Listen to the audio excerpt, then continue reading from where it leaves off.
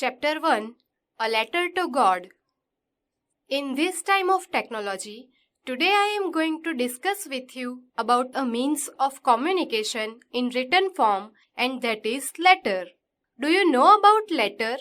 I will teach you about the letter. Here we are going to learn about letter of faith. They say faith can move mountains. But what should we put our faith in? This is the question this story delicately poses. A Letter to God is a story of extreme faith in God. The writer has tried to depict the faith of a poor and simple farmer in God. Lencho is a farmer who writes a letter to God when his crops are ruined, asking for 100 pesos. Does Lencho's letter reach God? Does God send him the money? The house, the only one in the entire valley, sat on the crest of a low hill. From this height, one could see the river and the field of ripe corn dotted with the flowers that always promised a good harvest. The only thing the earth needed was a downpour or at least a shower. Throughout the morning, Lencho, who knew his fields intimately, had done nothing else but see the sky towards the northeast. Now we are really going to get some water, woman.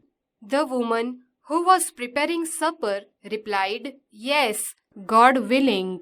The older boys were working in the field, while the smaller ones were playing near the house until the woman called to them all, "Come for dinner." It was during the meal that, just as Lencho had predicted, big drops of rain began to fall. In the northeast, huge mountains of clouds could be seen approaching. The air was fresh and sweet. The man went out for no other reason than to have the pleasure of feeling the rain on his body, and when he returned, he exclaimed, "These aren't raindrops falling from the sky. They are new coins. The big drops are 10-cent pieces and the little ones are fives." With a satisfied expression, he regarded the field of ripe corn with its flowers draped in a curtain of rain. But suddenly a strong wind began to blow, and along with the rain, very large hailstones began to fall. This truly did resemble new silver coins. The boys, exposing themselves to the rain, ran out to collect the frozen pearls. "It is really getting bad now," exclaimed the man. "I hope it passes quickly." It did not pass quickly. For an hour, the hail rained on the house, the garden, the hillside, the cornfield, on the whole valley.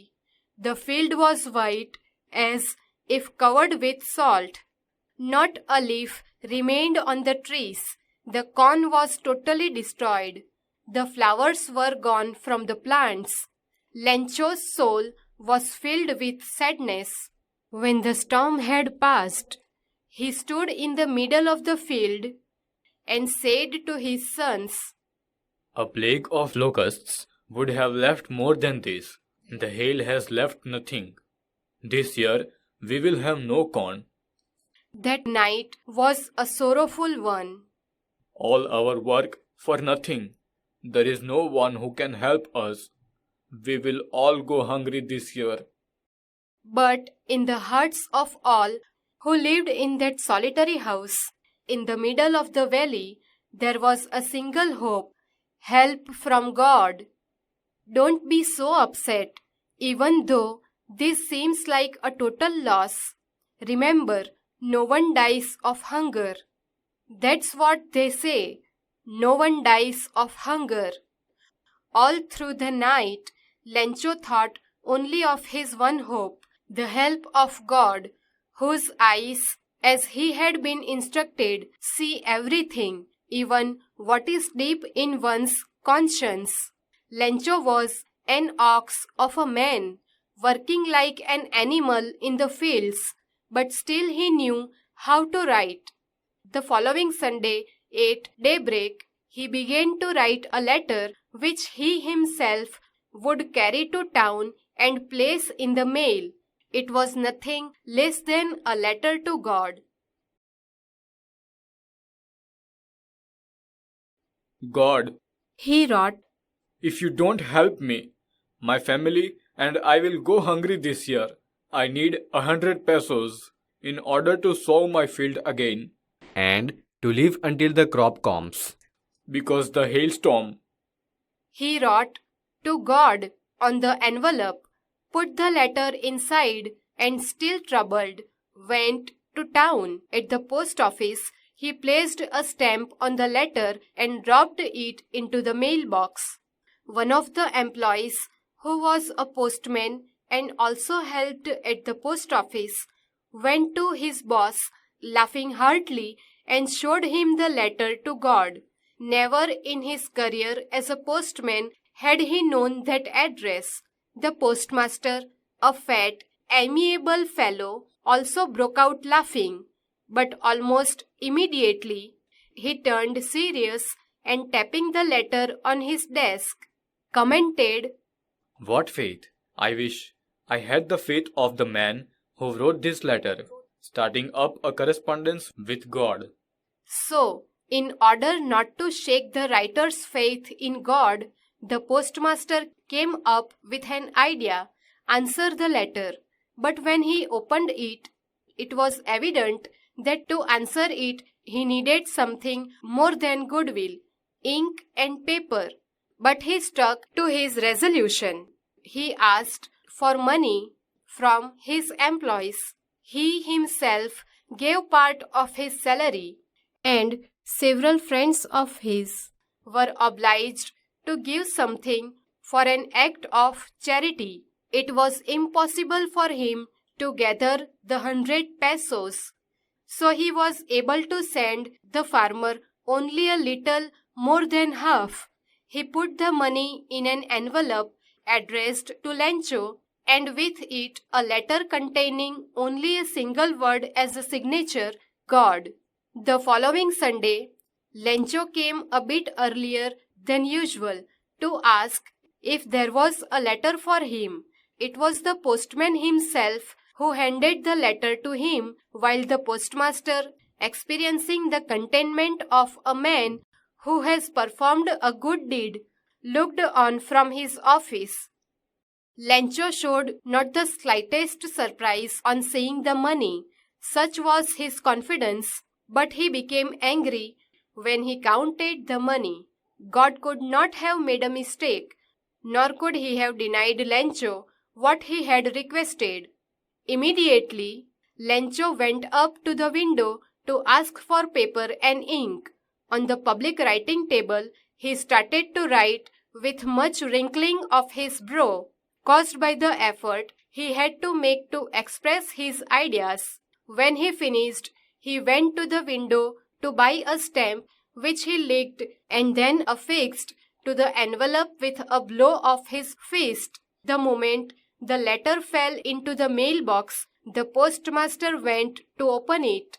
It said, God, of the money that I asked for, only 70 pesos reached me. Send me the rest, since I need it very much. But don't send it to me through the mail, because the post office employees are a bunch of crooks. Lencho.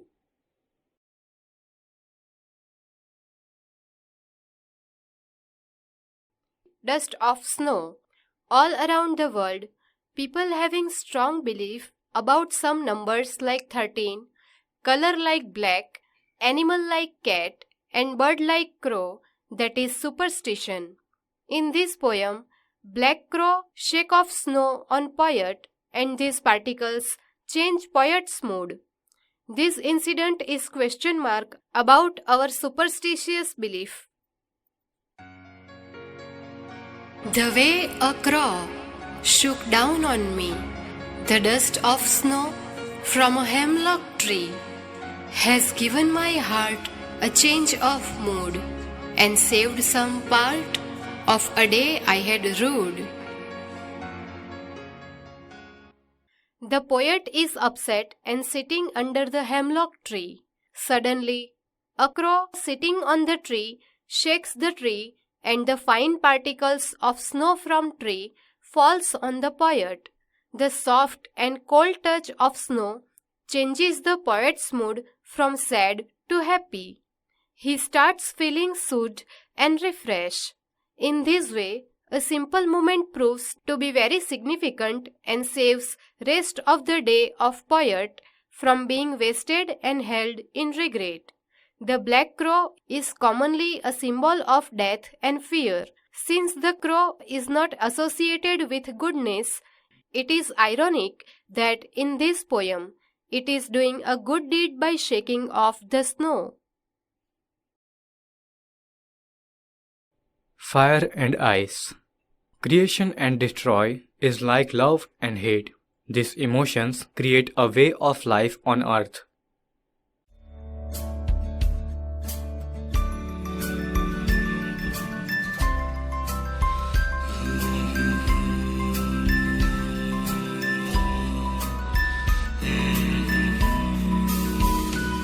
Some say the world will end in fire. Some say in ice. From what I have tasted of desire, I hold with those who favor fire.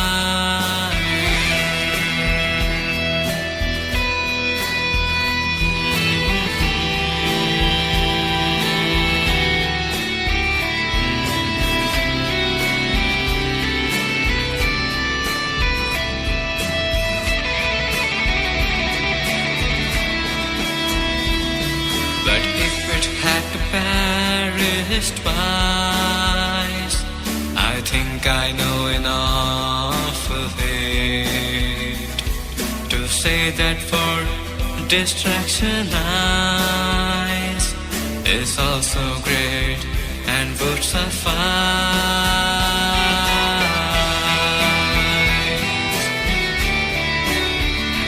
Would suffice.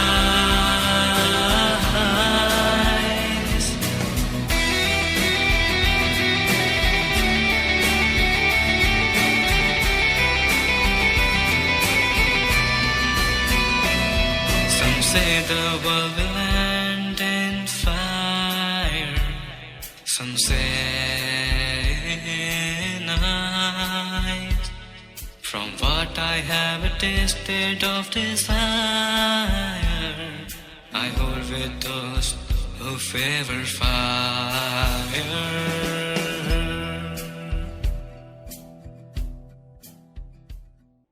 The speaker brings us into the middle of an argument between people who think the world will come to a fiery end, people who think the world will freeze. He could be talking about the literal end of the world, but he is also talking about the power of human beings have to harm or destroy one another. The speaker's experience with romantic desire has taught him that passionate or hot emotions like love and lust would probably have the power to turn the earth into a big fireball. But he was also experienced the other extreme, and he knows that colder emotions like hate have great destructive power. Love gets all the publicity, but hate is the silent killer. It may not have the same grandeur as the fireball ending, but it will do the trick.